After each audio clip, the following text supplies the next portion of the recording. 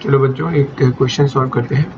What are the rights of unpaid seller in context of resale of goods under SOGA 1930।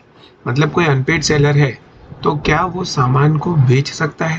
यहाँ पे resale क्यों लिखा है? क्योंकि ऑलरेडी वो सामान किसी को बेच दिया गया है, बस वो बंदा पैसे नहीं दे रहा है। तो अनपेड सेलर उसी सामान को वापस से किसी दूसरे को रीसेल कर सकता है। अगर कर सकता है तो उसके बारे में बताओ। 6 मार्क्स का क्वेश्चन है तो हमें डिटेल में इसे बताना है। अब rights of unpaid seller to resale, इसके रिगार्डिंग सेक्शन को याद रखने के लिए अपन एक वर्ड बनाते हैं, लॉरी।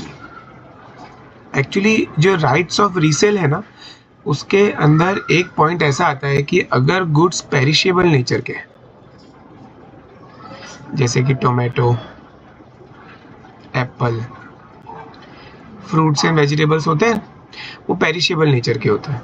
अगर सपोज करो कोई पेरिशेबल नेचर का सामान है तो वो ज़्यादा समय तक रखा तो जा नहीं सकता, तो उसको अपन रीसेल करके उसका पैसा निकाल सकते हैं।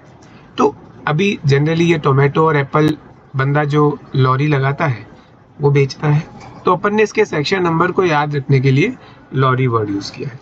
तो लॉरी के हिसाब से सेक्शन नंबर क्या बनेगा? एल मतलब 5, आर मतलब 4, सेकेंड आर को हम इग्नोर करेंगे। तो section 54 of sales of goods act 1930, जिसका हेडिंग है राइट ऑफ रीसेल। अब इसमें कब कब राइट ऑफ रीसेल हो सकता है? तो जैसे कि पहले तो मैंने बताया कि जो गुड्स है वो पेरिशेबल नेचर के हैं, तो जो अनपेड सेलर है वो उनको बेच सकता है। दूसरा, अगर अनपेड सेलर ने नोटिस दे दी है, मतलब अनपेड सेलर ने सामने वाले को बता दिया है कि देखो भाई तुम पैसे नहीं दोगे तो मैं किसी दूसरे को ये सामान बेच दूंगा। दूसरा, अगर अनपेड सेलर ने राइट ऑफ लियन और right of stoppage in transit, इन दोनों में से कोई भी एक एक्सरसाइज ऑलरेडी कर लिया है।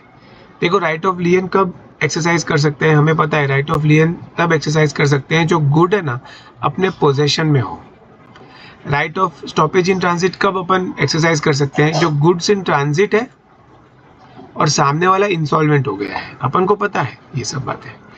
तो मान लो अनपेड सेलर ने राइट ऑफ लियन या फिर right of stoppage in transit exercise कर लिया, उसके बावजूद भी सामने वाला पैसे नहीं दे रहा है, तो अब कब तक रुकेगा अनपेड सेलर? वो उसको रीसेल कर देगा। ठीक है, 1 2 3।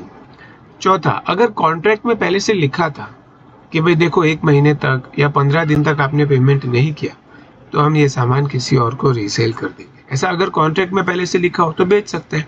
लास्ट में, अगर property in goods not pass to the buyer, मतलब जो गुड्स है, जो सामान है, प्रॉपर्टी इन गुड्स का मतलब होता है मालिकाना हक, मालिकाना हक। तो अगर वो गुड्स का मालिक अभी तक जो बायर है वो बना नहीं है, अभी भी सेलर ही उस गुड्स का मालिक है, तो फिर सेलर जो चाहे वो कर सकता है उन गुड्स के साथ। वो चाहे तो उन गुड्स को दूसरे को रीसेल भी कर सकता है। तो मैंने एकदम एक एक दो दो वर्ड्स में ये आपको पॉइंट्स बताए हैं।